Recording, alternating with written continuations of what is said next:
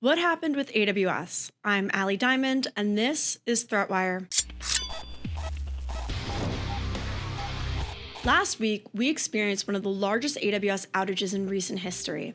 This outage was the culmination of 3 failures across AWS infrastructure. AWS published a full write-up of what happened, so let's break it down. The first system to fail was DynamoDB. For context, AWS has automations that occur to help with load balancing and failure mitigations of the endpoints used for DynamoDB. These automations occur through the dynamic creation of DNS management plans that get applied to the relevant endpoints. DynamoDB failed due to a race condition caused by an older plan writer having write delays.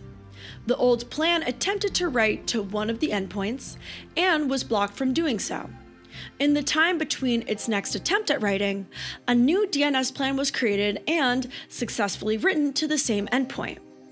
The old plan was then retried and written to the same endpoint, overwriting the new plan. The issue is that the process of updating the endpoint's management plans was not completely atomic. Updating management plans involves a cleanup step that removes old plans as needed. The new plan's trash collection action was run, deleting the technically most recent plan from the system. In this case, it deleted the old plan, which was the most recent plan on the system. This left the DNS management system in an inconsistent state, which required manual intervention.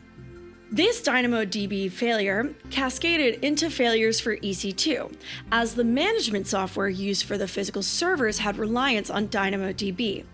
Physical servers used in EC2 instances rely on a form of management software to ensure instance state changes are propagated across the EC2 ecosystem properly.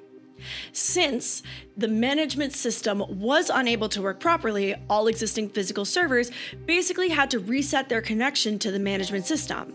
It caused a timeout issue in the EC2 service, and the EC2 API started to return insufficient capacity errors. AWS did not have a recovery procedure in place for this kind of congestive EC2 failure, so the engineers had to manually intercept. It was decided eventually to manually throttle EC2 to help in the recovery and repair process. The delay in EC2 work also caused another system called the Network Manager to have increased latencies. The Network Manager propagates network configs to VPC instances used by an EC2 instance. These delays caused issues in the Network Load Balancer service. The Network Load Balancer service does load balancing for some AWS services and relies on EC2 instances. It carries out regular health checks against its relevant nodes and removes nodes that are unhealthy. With the failure of EC2, many of the relevant nodes in the network load balancer system were alternating between healthy and failing.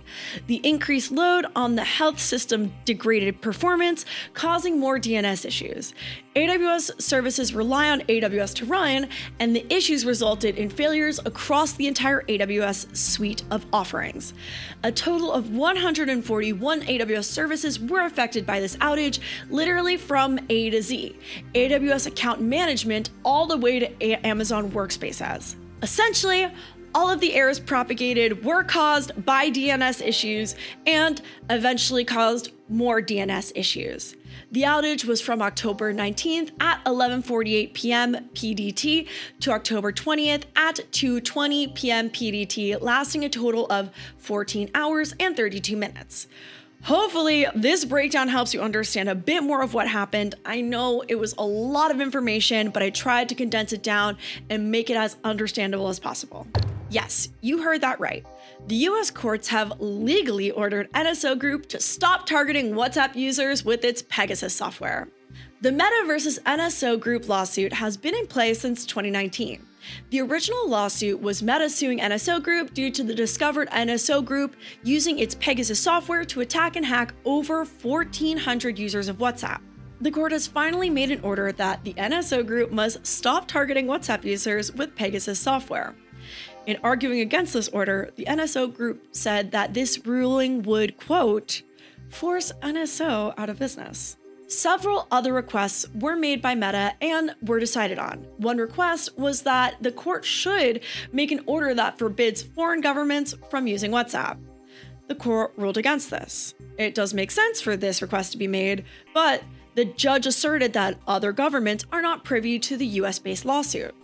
It was also ruled that the NSO group is not prevented from attacking or targeting other software operated by Meta, including Instagram and Facebook. This decision was made due to lack of evidence.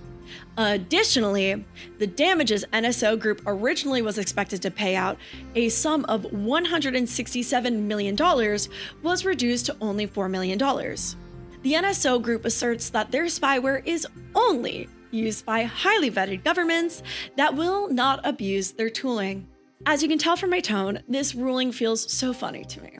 Hey NSO groups, stop using Pegasus on WhatsApp users, but everything else is okay. Will this actually stop NSO Group? Unknown. But it does potentially set a precedent for this case to be used in the future in other cases against NSO Group.